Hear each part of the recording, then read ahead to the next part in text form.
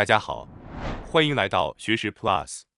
今天我要给大家介绍由江田正先生所著的全新的肠道健康指南《健康的身体始于肠道》这本书。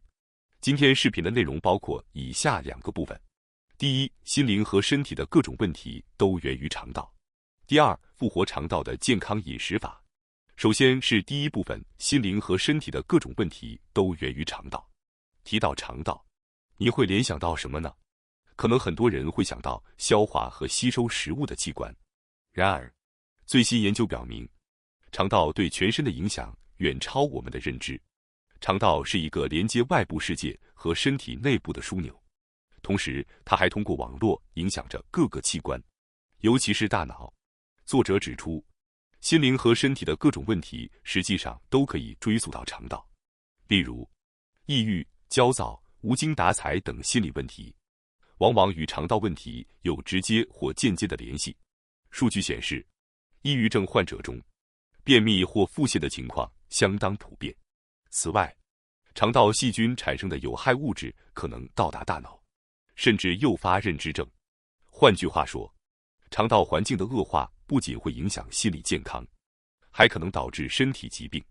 例如，肠道中有害菌增多可能是多种癌症的诱因，也与过敏、皮肤问题、肥胖等密切相关。因此，心灵和身体的各种问题可以说都与肠道息息相关。如果你希望实现身心健康，那么从肠道着手，无疑是一个有效的途径。接下来，我们将详细解读如何改善肠道健康。首先，让我们来看第一个知识点：肠神经。近年来，这一领域引起了社会的广泛关注。令人惊讶的是，肠道内大约有1亿个神经细胞，这是继大脑之后，人体中神经细胞数量最多的部位。而且这些神经的控制并不完全由大脑掌控，肠道拥有自主判断的功能，因此被称为第二大脑。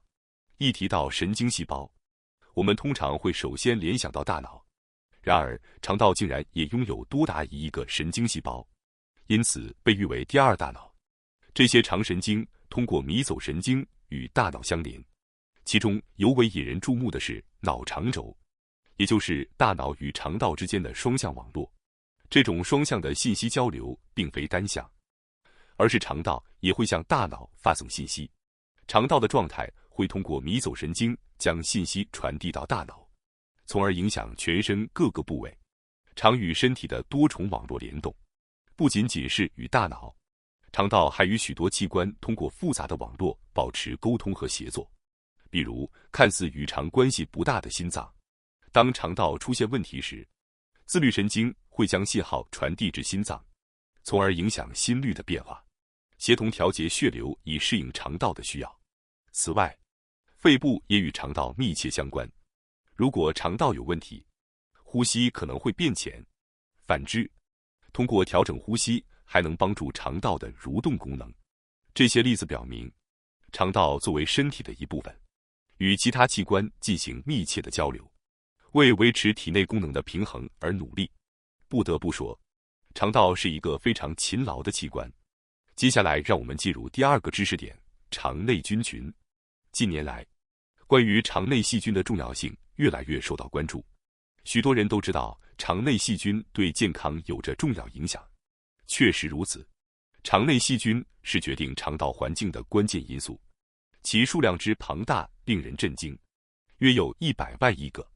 这些细菌与人类共生，以食物中的营养物质为食粮，通过发酵增殖，并生成多种代谢产物，对人体功能产生深远影响。肠内细菌密集分布在肠壁黏膜上，形成一片犹如花田的景象，因此被称为肠内菌群。总重量约为 1.5 公斤。从功能上看，肠内细菌大致可分为3类：有益菌、中性菌和有害菌。其中，理想的比例是有益菌占2成，有害菌占1成，其余7成是中性菌。中性菌倾向于站在优势菌群的一边，因此当有益菌占优势时，可以维持健康的状态。但如果这一比例被打破，有害菌占据上风，肠内环境就会恶化，导致各种健康问题。此外，不均衡的饮食或缺乏运动也可能导致肠内细菌多样性丧失，从而进一步破坏菌群平衡，对健康造成不良影响。肠道与免疫系统及幸福激素的关系。接下来让我们看第3个知识点：肠道在免疫和无羟色胺中的核心作用。肠道是免疫系统的核心，肠道不仅处理食物，还会接触到细菌和病毒等外来物质。对抗这些外敌的主力军就是免疫细胞。而令人惊讶的是，全身约60%的免疫细胞都集中在肠道内，这是因为大部分进入体内的物质会通过肠道进入全身。肠道相当于人体的门户，拦截外敌正是肠道免疫细胞的首要任务。当病原菌侵入肠道时，肠壁内的免疫细胞会检测到危险，并释放信号分子，刺激肠壁细胞击退病原菌，从而保护身体免受外敌侵害。肠道是幸福激素的制造工厂。更有趣的是，所谓的幸福激素血清素无羟色胺，竟然有90%是在肠道中合成的，剩余部分由大脑内的神经元合成。这些血清素通过血脑屏障后被用于调节情绪、睡眠、记忆等。这也解释了为什么肠道问题常常伴随着情绪问题，例如抑郁症患者常见便秘或腹泻的症状。这表明心理健康与肠道健康密不可分。血清素是一种影响情绪的激素，与幸福感密切相关，因此肠道的健康对人的心理状态和幸福感至关重要。血清素是一种能够让我们感到幸福并积极向上的物质。此外，它还有以下作用：促进肠道蠕动，帮助消化，调节自主神经系统的平衡，使心情更加积极。血清素还有助于调节饥饿感和饱腹感，影响饮食行为，抑制去甲肾上腺素和多巴胺等兴奋性物质的过度作用，从而减少焦躁和易怒情绪的发生。简而言之，血清素的分泌是我们保持内心平静的关键，而这又受到肠道环境平衡的重大影响。我们可以说，肠道的健康对保持幸福且稳定的精神状态至关重要。接下来是第2部分，解读如何通过饮食让肠道焕发新生。在第1部分中，我们探讨了调整肠道环境与身体和心灵健康之间的联系。那么，为了改善肠道环境，我们究竟应该采取什么措施呢？答案很简单，改善饮食习惯。饮食是对肠道微生物环境影响最大的因素。进入肠道的食物会成为肠道细菌的食物，经过发酵和分解后转化为更容易被身体吸收的物质。而这些物质的种类和对身体的影响，取决于我们的饮食内容。益生菌偏爱均衡的饮食，尤其是蔬菜和水果。当这些食物进入肠道时，益生菌会生成如乳酸、丁酸以及 B 族维生素等有益物质，而有害菌则喜欢高脂肪、高热量且不均衡的饮食。当我们过度摄入这类食物时，有害菌会大量繁殖，从而对健康产生负面影响。需要强调的是，肠道细菌从出生到生命结束都会依赖食物生存，因此，饮食是影响肠道细菌平衡的关键要素。